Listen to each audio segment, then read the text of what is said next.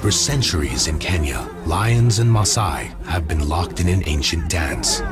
Lions see cattle as prey. Warriors see lions as their ultimate adversary. But this dance can't go on.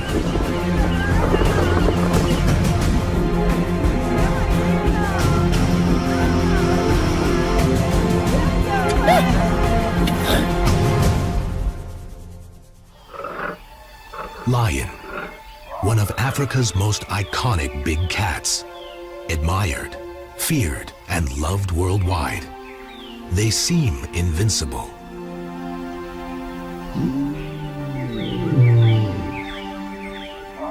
But wild lions are in trouble. Experts predict they may be gone from Kenya by 2030. 50 years ago, Kenya had 30,000 lions. Today, there are less than 2,000. Every year, 100 more lions disappear, but nowhere are they vanishing faster than in the land of the Maasai. Elikin and Selenkei are Maasai land lions. They're both well-known cattle killers and like outlaws on the most wanted list of the Maasai. They're lucky to be alive. Their sister was speared a month ago. Elikin and Selenkei are collared research lions, part of a group being studied by scientists trying to find ways to protect them. They live on the Maasai group ranch called Imberikani, just north of Mount Kilimanjaro.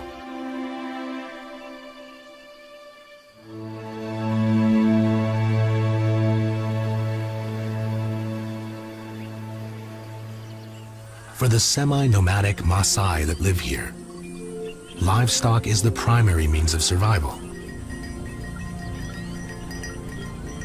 They live inside thorn-fenced enclosures called bomas, designed to keep predators out.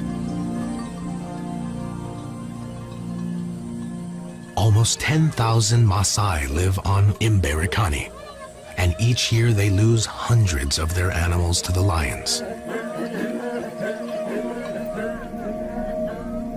Kenya just suffered its worst drought in 2 decades.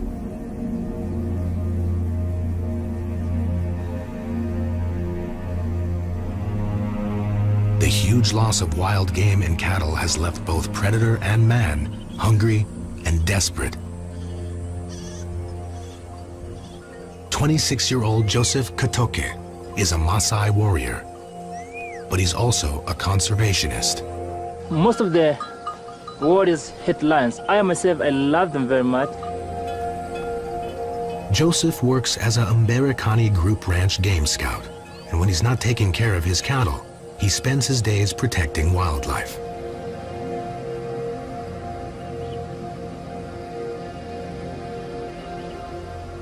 Today, like many others lately, Joseph has been called in to mediate.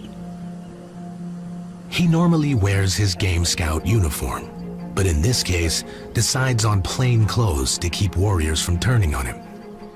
Big female, but there are 2 lions, big female and the other male cub, really big one too.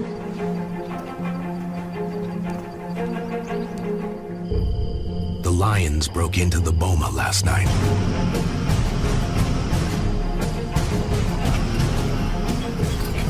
And wreaked havoc amongst the goats, leaving 3 dead or mortally wounded.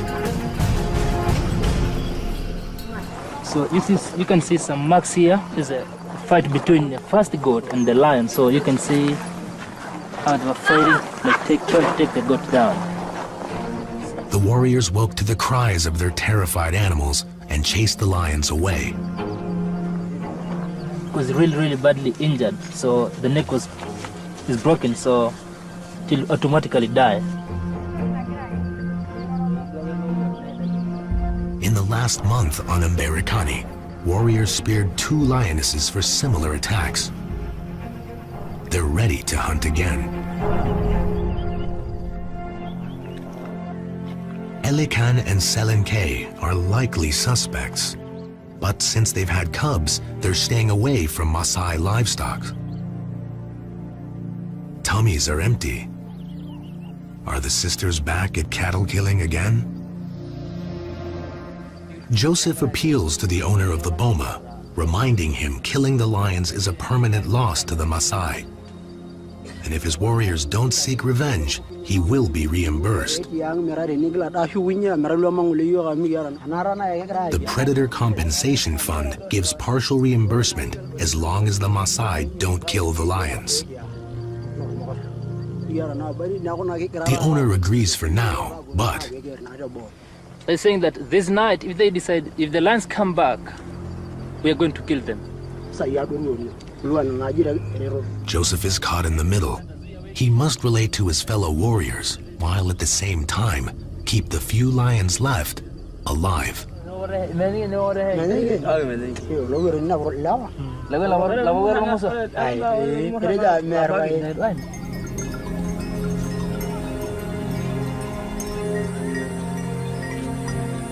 Merikani is a Maasai-owned communal ranch, and still an unfenced wilderness.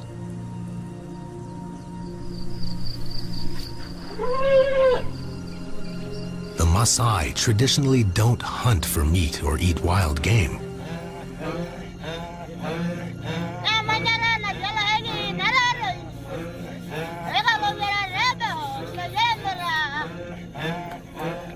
But warriors live to prove their bravery by hunting lions.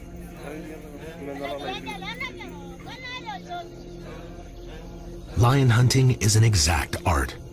They must prepare themselves emotionally and physically. The warrior who spears the lion first is admired for life and becomes famous for bravery. He's given a new name, a lion name. But only about 20 lions remain on Merikani.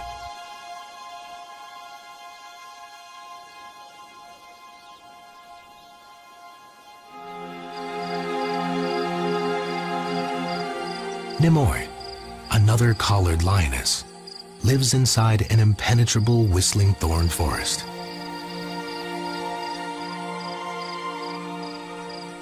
She isn't a known cattle killer, but she struggled to raise her 4-month-old cubs through the drought. She's already lost one, possibly by starvation.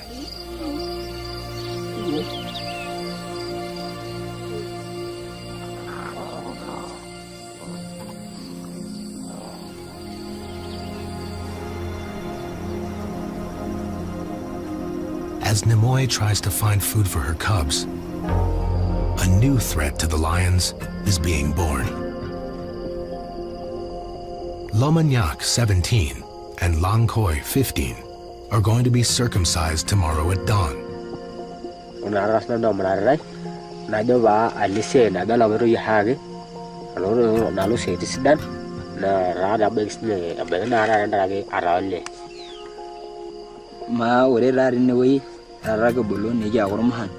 Na ore dora ra nene kununu ne nkinyala ro nkihake kambare ni nyali te ni nyali ngwesi nkihu amure ni nyala na ra ne akona ra mu nyala ne nkireng. After circumcision, they will belong to the same warrior generation as their friends and be bonded like blood brothers for life.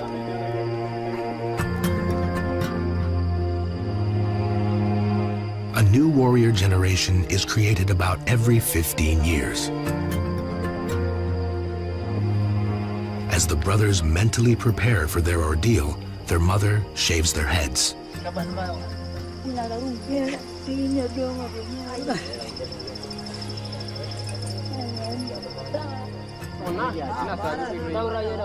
Their new age mates will stay with them through the night.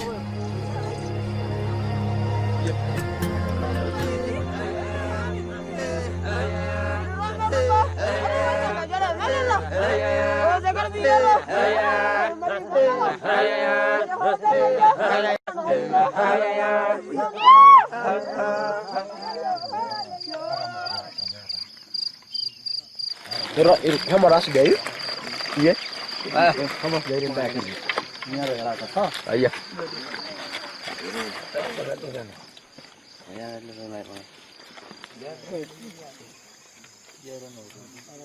The circumciser is a trained male nurse from the local clinic. He uses a sterilized scalpel to continue an ancient practice, until recently, done with an old blade.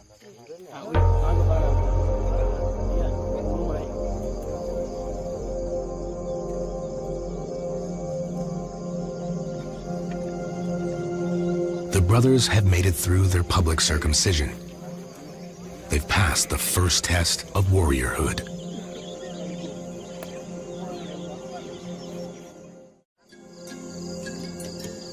A week later, Lomanyak and Lankoy are well enough to sit outside with their father and dream.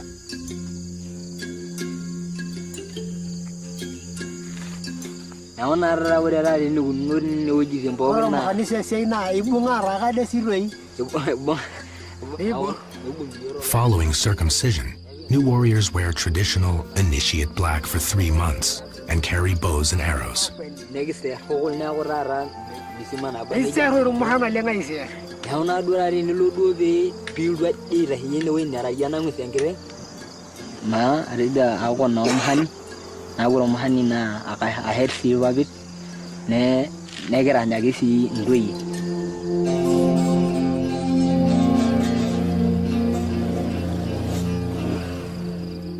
Not far away, the lions are at it again. They've mauled 2 donkeys and killed 1. The warriors are furious. Joseph does his best to calm them down.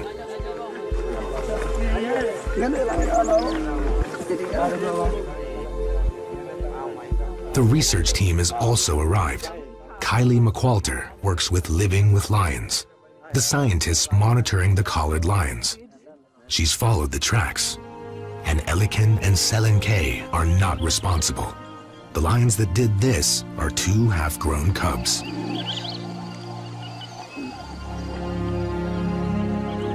Okay, so they've agreed that they won't kill the lions if we can find them and KWS come and take them away. We've got a couple of days to find them. This rain isn't helping at all.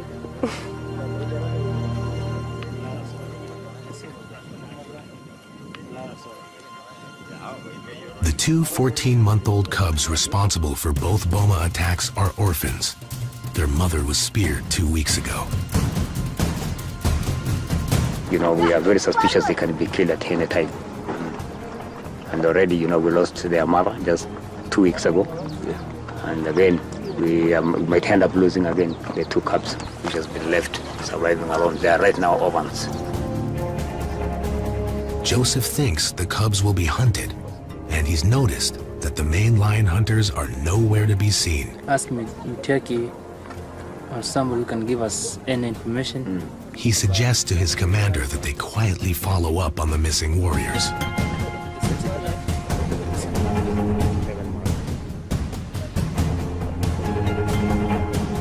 Kylie has just a few days to find the orphaned cubs and relocate them to safer land.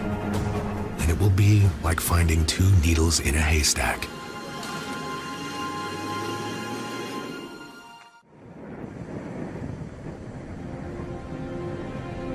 Living with Lions researcher Kylie McQualter has only a few days to rescue the orphaned lion cubs, or the warriors may hunt them.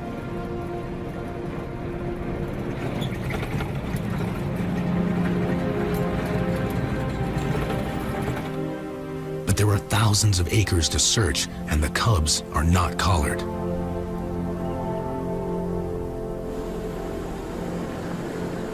Her fellow lion scientist Stephanie Dolrenry and her Maasai assistant are looking for Elikin and Selen K.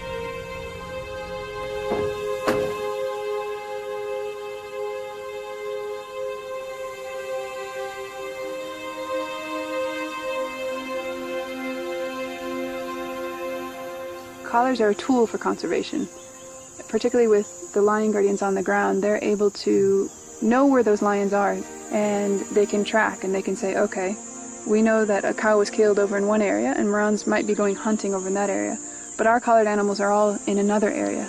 They should be safe. So it becomes a tool. It becomes a way of saving these lions.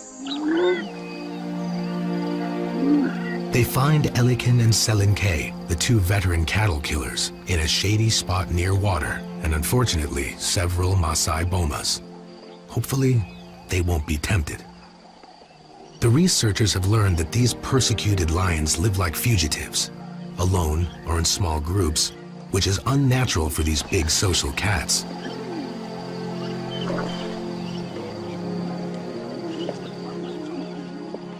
Lions usually live in prides, with an average of 10 or more animals in many places in Africa.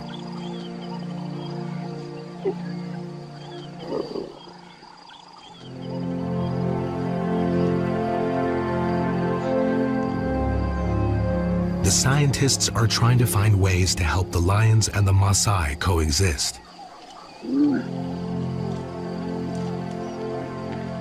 Which may give these 4 cubs a fighting chance at survival.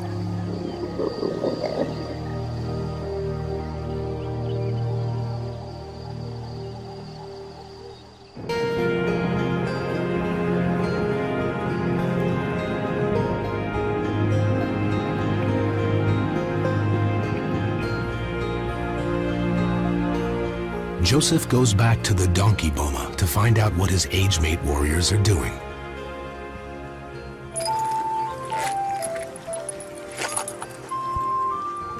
Hello. Eh.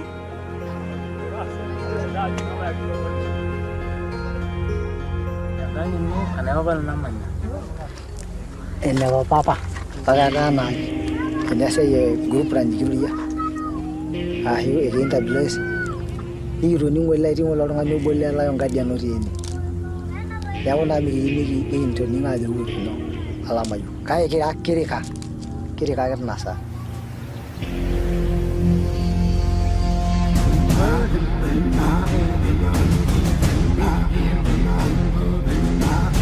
So they had gone hunting. But by the time they got close enough to throw their spears, the orphan cubs split up and ran into the thick bush.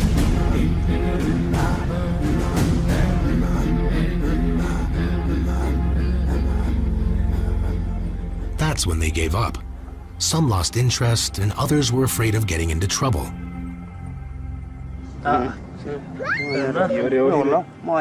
But there's one warrior here Joseph is concerned about. Renowned lion hunter Sane Pune has killed 12 lions. He's also Joseph's childhood friend and warrior brother. Joseph reminds him that lion hunting is illegal and the importance of conservation.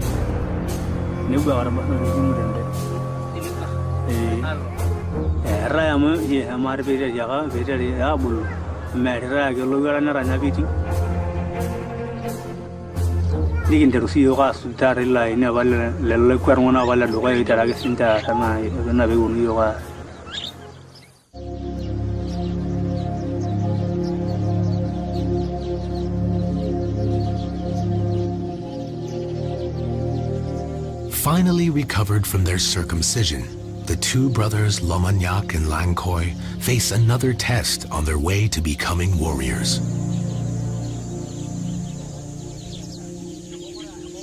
In this phase of initiation, they must hunt birds.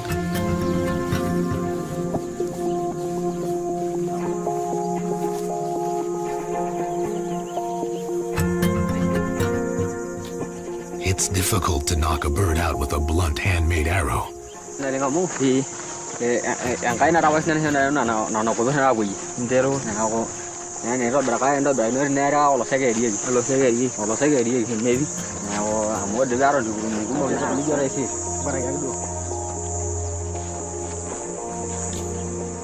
They're looking forward to hunting lions next.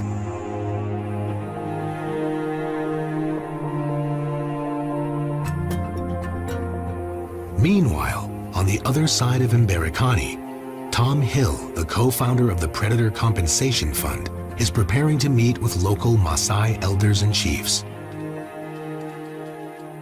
Business principles have a great deal to do with addressing actually other businessmen's problems. And the Maasai livestock owner is also a businessman. So let's talk about economics and let's solve the problems from an economic point of view.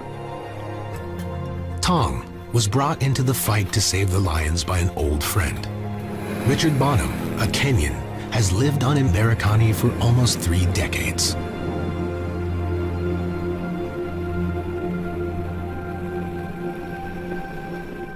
He started an eco-tourism lodge and has since brought conservation to the area. Today, he oversees a growing team of game scouts. And then it reached a stage where I could see the lion population was virtually extinct in the area. And so I went to the elders and said, what are we going to do here? You know, we've got to stop it. And they said, well, the only way you're going to stop it is paying us for the livestock that are killed by the predators. Tom and the elders have now come together to brainstorm how to prevent more lion killings. Since the Predator Compensation Fund was founded, very few lions were killed on Mberekani. But after the drought, everyone panicked. And that's what I think the chief is about to tell us, his thought. 17 lions have been killed in the greater area surrounding Mberekani in the last 5 months. And him and the other guy said that, you know, the politics is going on, lions are being killed, but we are not going to stop talking to the initiative to stop lion killing. So we have to keep moving and make sure that we have to stop it. These elders in charge of training the new warriors are called Menyalayok, which means fathers of the warriors. They teach hunting and fighting skills, training warriors to protect their people's livestock. But things are now happening on Mberekani. For the first time, warrior traditions must change. They're setting up a series of training sessions for the new warriors. Lion hunting will no longer be tolerated.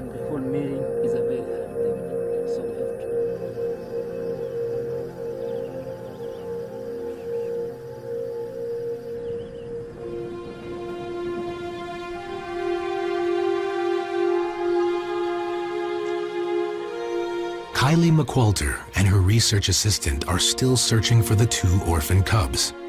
They only have 2 days left. The warriors admitted to Joseph that they tracked them yesterday, but aborted their hunt after the cubs split up. Without collars, the cubs are hard to track. We eventually found tracks of one cub and followed the tracks all the way to the river, and then lost the tracks again. So we've come up here now to look for the tracks of the second cub. We've had no luck so far, so things are not looking good.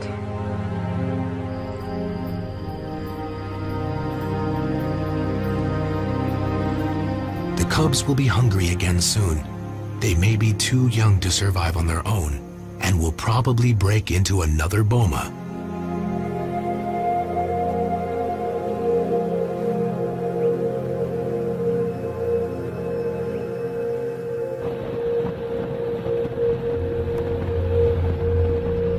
The next day, Joseph is sent to investigate a different kind of lion disaster off Mberekani.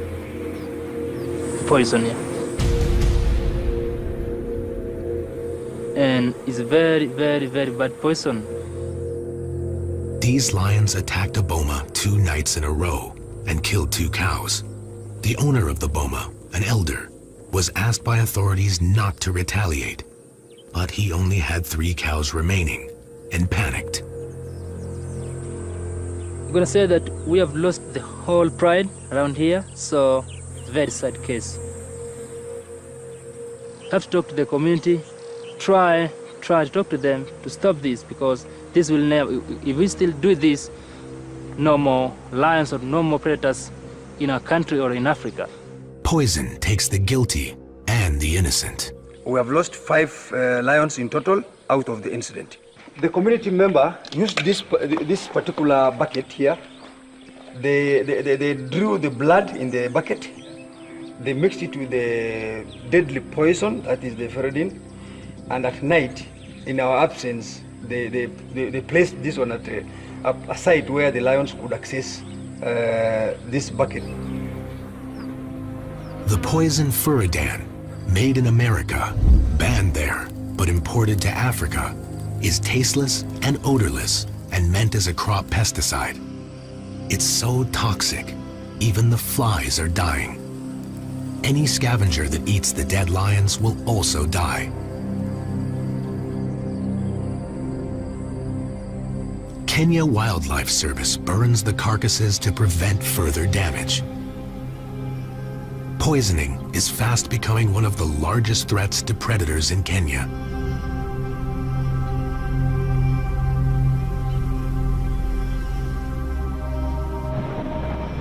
That night, Joseph is called into the Game Scout headquarters. A sting operation is underway to arrest a lion hunter. An informer told Kenya Wildlife Service that Sane Pune went after the 2 orphan cubs this afternoon and speared one. But basically, the cub is already injured. So what the plan right now on the ground is KWS to team up with our team, that is the mobile one, which is right down there at Kwesu, to team up this night and track this guy, because already we are made to understand that some of the informer knows exactly where he is. So the notorious lion hunter. Yeah. Because I think he's not even aware that we are aware that he's the one who have speared the lion. Or we know that the lion has been speared. So there's high possibility of getting him because I think he must be just on the ground. Joseph wants Sane Pune to be caught, even though this puts him in an awkward position. He's among of my best friends in Berikani Group Ranch, and also in my age set. He's the one who have speared the lion that the 2 cubs that the mom has been killed the last 2 weeks, and up to now, according to the report we have had, is that the lion has been speared badly and also badly injured. Just told everyone, and I just told my office and the whole security team that if Sane Pune is there, we'll automatically lose the lion, and this is what happened right today.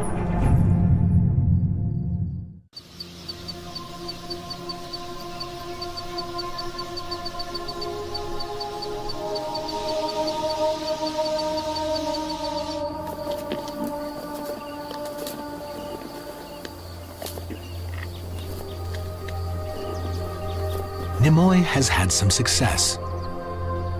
She's managed to ambush an ostrich.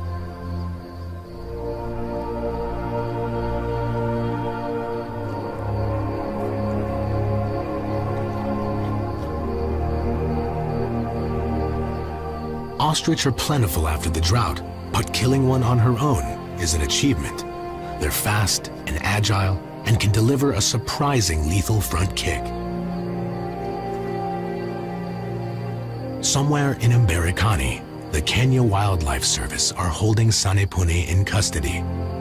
Nimoy is oblivious to the drama playing out on her behalf and on behalf of all lions in Maasai land. If her success continues, it may be the turning point for Nimoy and her 2 remaining cubs.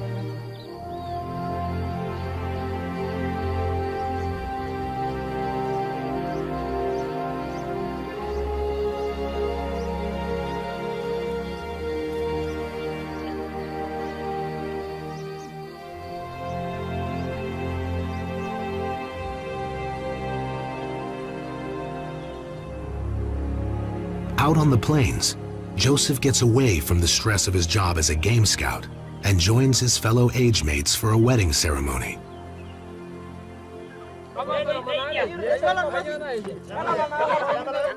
Everyone knows that Sane Pune was arrested last night and that Joseph played a role in it. The Kenya Wildlife Service is questioning the lion hunter right now.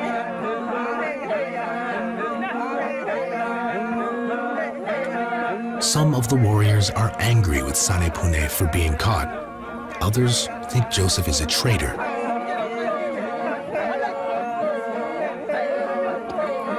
Joseph wants this to be a warning to his age mates. But his heart continues to walk the fine.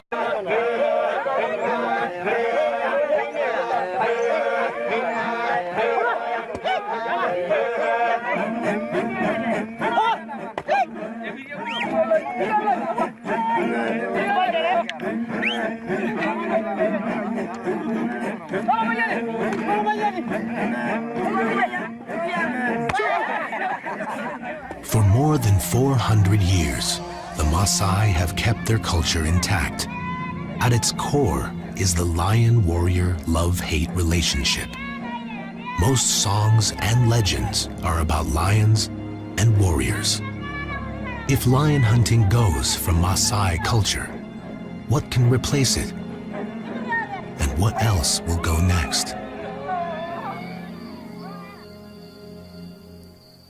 The next morning, in the whistling thorn forest, Nimoy watches the vultures come in, attracted to her ostrich kill.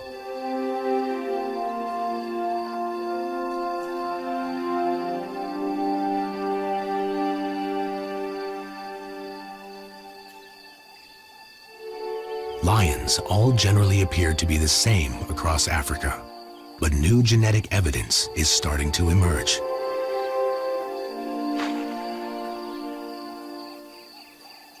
Prides sampled in East, West, and South Africa all seem genetically distinct, and there is concern that lions from different areas probably don't interbreed.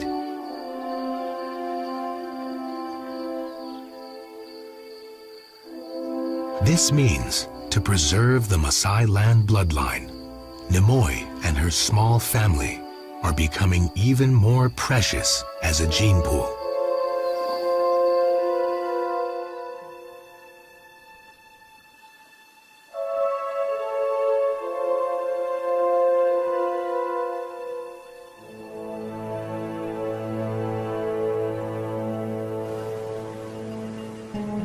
Lamanyak and Lankoi are on their way to the first initiate training meeting, usually held under a tree, but today in a donated community church. The Menya Layok, or Fathers of the Warriors, have arrived. Joseph is here to help. This is a historic day. It's the first time the new warrior lessons will be taught. Lamanyak and Lankoi have never been to an indoor meeting and don't know what to expect. One of the fathers introduces today's program.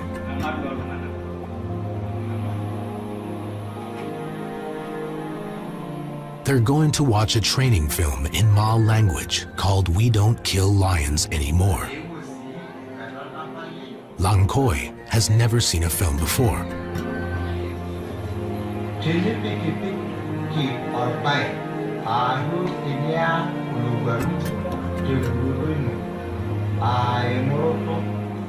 This film was made by Richard Bonham and Tom Hill's Fund to help teach communities about predator compensation.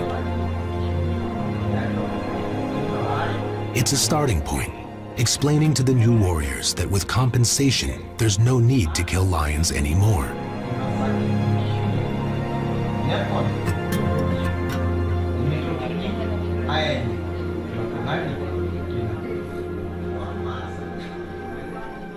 For two future warriors who dream of lion hunting, the message is loud and clear.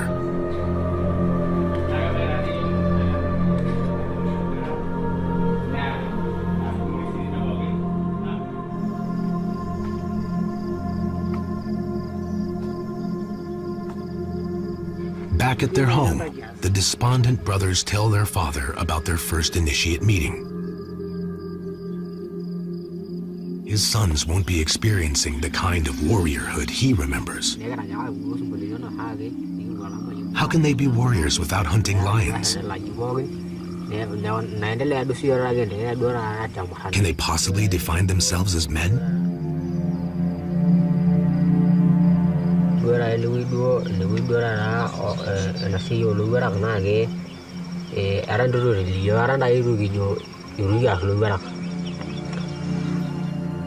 There are still many more Menyalayok meetings to come.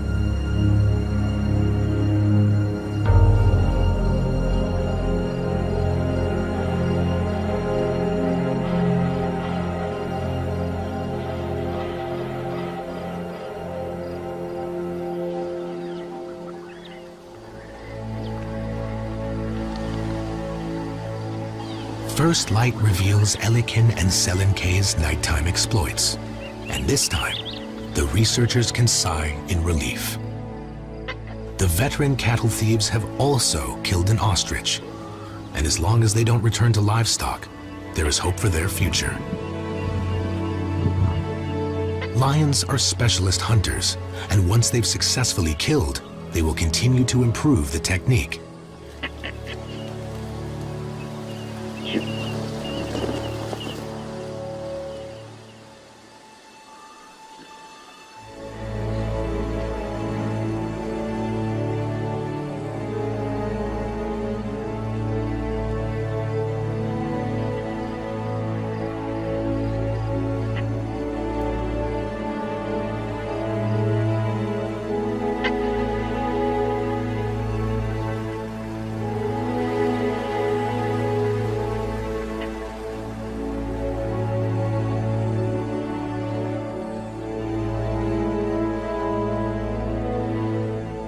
Kenya's lions are more than iconic symbols that bring tourist dollars to help support the economy. As top predators, their role in the ecosystem is vital. If they go extinct, everything else suffers, from the environment to the economic sustainability of the land.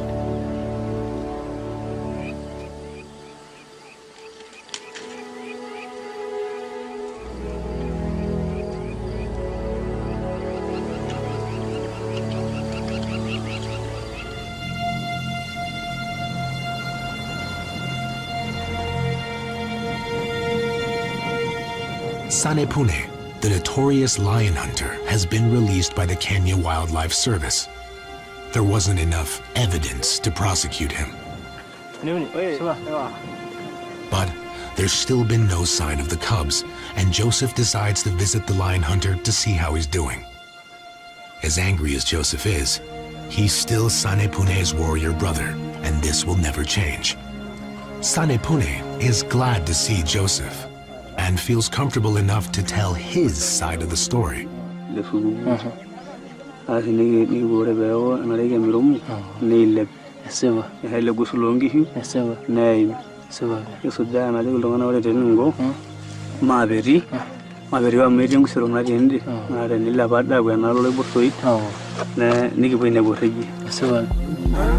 Sanepune started hunting and soon found fresh tracks of the cubs to follow.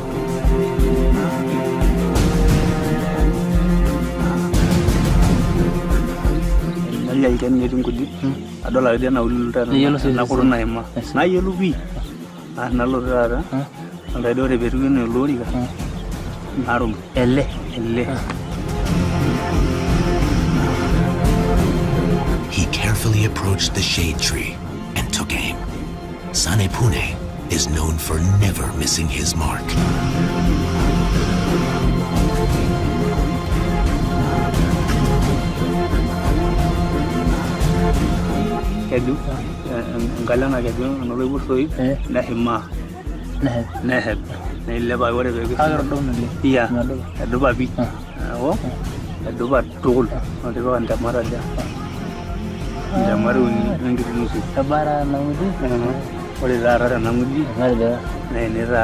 He says his spear went through the cub and hit earth. It had blood and mud on its tip. He followed the injured cub for a while and then decided to find some other warriors to help him. But no one would agree. That night, he was arrested.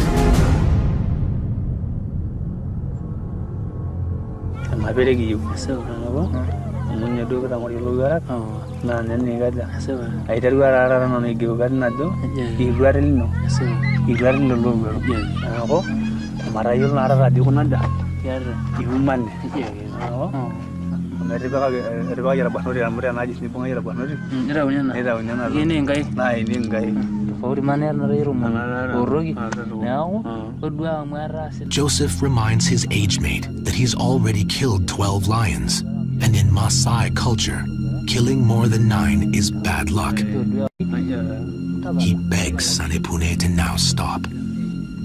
From what Sanepune claimed, Joseph believes the cubs are probably dead.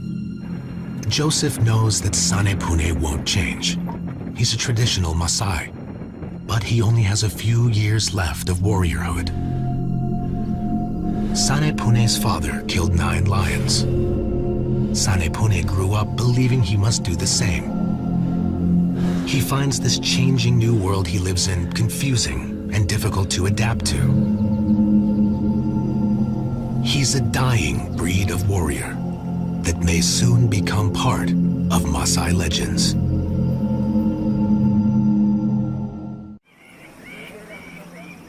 Several weeks have passed, and the next Menyalayok meeting is today. Only a few initiates have shown up.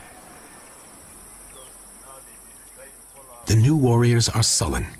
So far, they've been told what they can't do: kill lions anymore.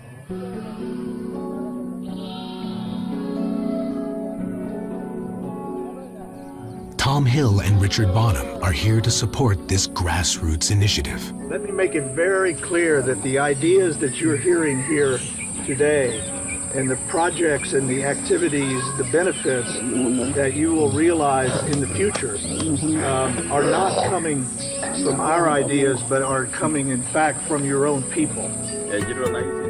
The modern warrior education includes Maasai tradition, but introduces conservation, healthcare, and education. The fathers try to make the new lessons sound appealing. So when we talk of women, even if you hear how many lions and somebody has a degree and has a good job, you can't compete with him for ladies. But the main event today is sports, something that can replace lion hunting. The idea is to organize teams between warrior groups and have regular competitions. Winners are awarded status and prizes. Mamanyak takes his turn at spear throwing, a skill all warriors love, and comes in second. His frown turns into a smile.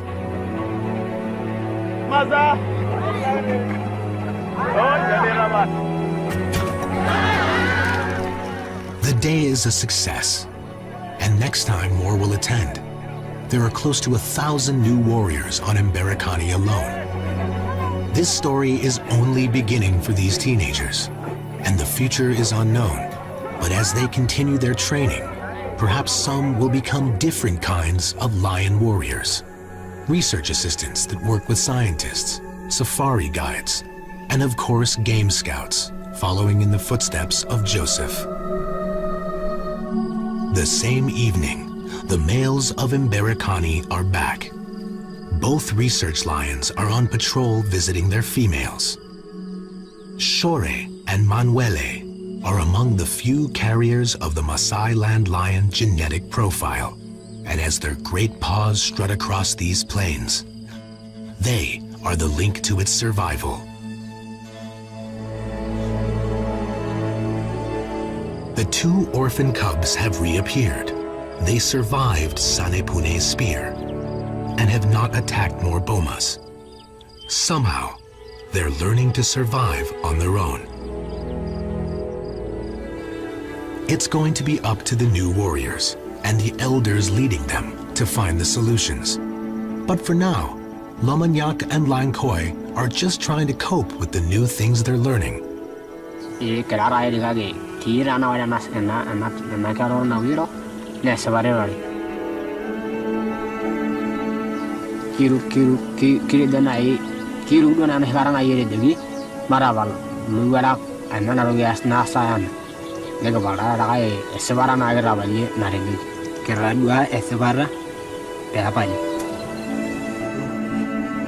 a few months, the two brothers can paint their faces with red ochre as they join their age mates for more warrior training. That will go on for the next few years as they become full-fledged Maasai warriors.